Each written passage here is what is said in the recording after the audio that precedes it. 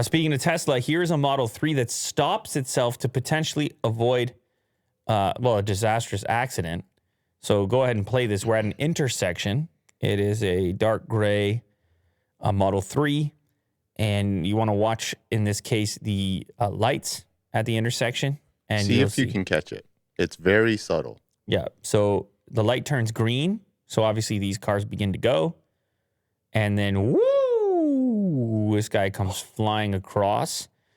Definitely not obeying the lights. No. Completely T-bones that other car. The traffic signals The whatsoever. car flips as well. So this guy thought he was going to make it through the intersection, but it's so delayed, which is wild because the light changed a while before that. Yeah. Maybe the person's intoxicated or under the influence of some kind, or who knows, distracted. Yeah.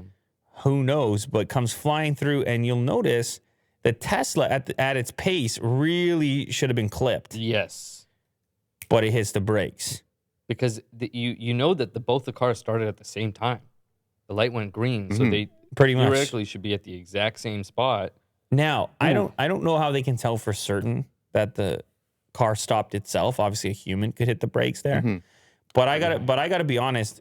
I've had this experience already where you attempt to switch lanes or something. The car will constantly correct. Yeah.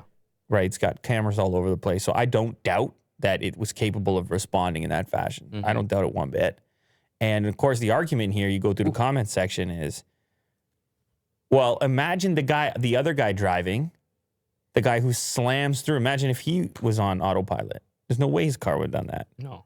That's a human doing that. Yeah. Mm-hmm. But for some reason, because we're all aware of human folly, we're okay with it. We're like, We've accepted it. That's what happens. But then these are the consequences of that mindset. This inevitably will happen. People get into car accidents all the time. So obviously the hybrid solution is the best.